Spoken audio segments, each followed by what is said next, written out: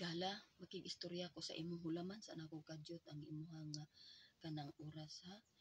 Kay mag-istorya sa ta higala mahitungod sa ato ang unsa gid ka importante ang ato ang kinabuhi human sa ato ang kinabuhi karon.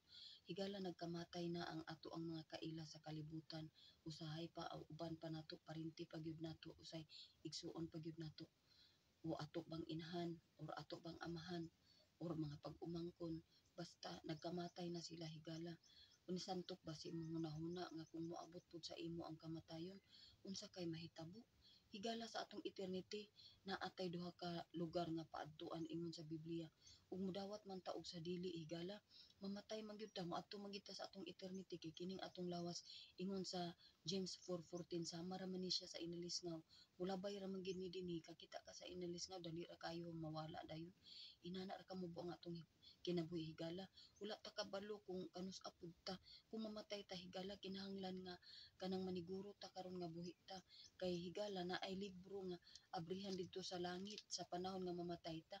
Ingon diri sa Hebreano 9 9:27 ingon niya, and as it is appointed unto man once to die, and after this the judgment. Ingon diri sa Biblia, mamatay gid ta sa makausa higala bisan pag mudawat man ta o sa dili, mamatay gid ta. Mamatay gid ta unya hukman ta. Sa hukom higala na ay libro nga abrihan dito sa langit sa hukom. Gitawag siya libro sa kinabuhi. Kung dili dito makita ang imong ngalan higala, itambog ka dito sa linaw nga kalayo ingon sa Revelation 20:15. Hadlo kay linaw nga kalayo higala kay dili ka isa ka minuto dito, kun dili hangtod sa hangtod. Kung dili magani ka gusto mapaso sa kalibutan, labaw dito higala kay imong tibok lawas labay dito niya ingon sa Marcos 9:44, 46, 48. Nay ulo dito nga dili mamatay, ang kalayo dili mapalong. Dito ka ilabay higala. Nakita na sa Ginoo nga unsa ka kapait nga kalag kung ilabay ka dito.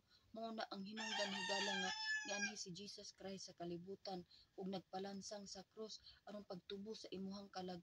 Kalag nimo higala ang imong kalag mao man ang moatubang sa hukom kay tulo ka kabahin higala pero kining kining lawas nato pag mamatay ni ilabay man ni sa ilubong sa sementeryo. Unya ang imuhang espiritu mubalik man na sa Ginoo nga mo'y naghuyop kanya sa imuhang ilong para nga makabalo ra man kagibutang ra man na sa imo aron makabalo ka nga nay langit ug nay inferno.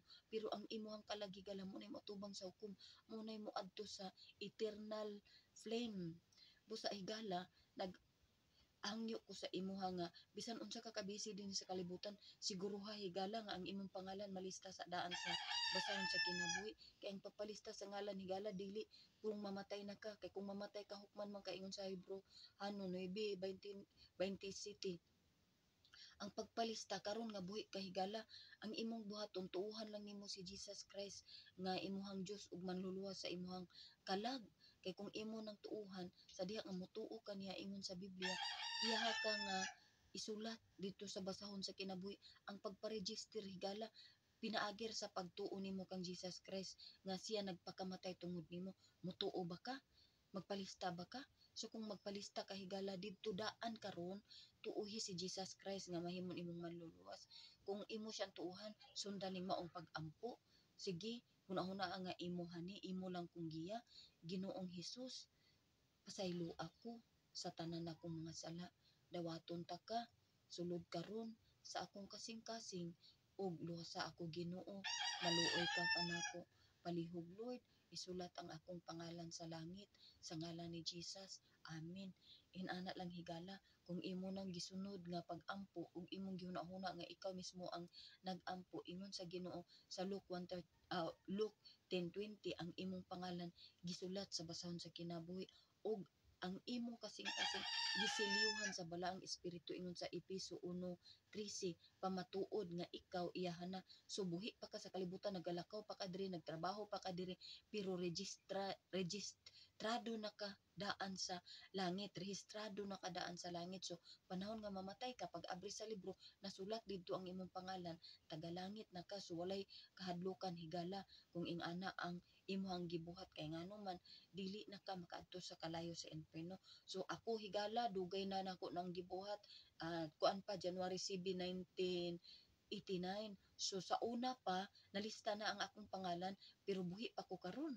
Nalista na ko didto. So kung imo po nang gibuhat nga nagpalista ka karon, magkita ra ta didto kung kinsay mag-una nato. So see you there Higalay, naot pa makita ka nako didto someday sa insakto nga panahon.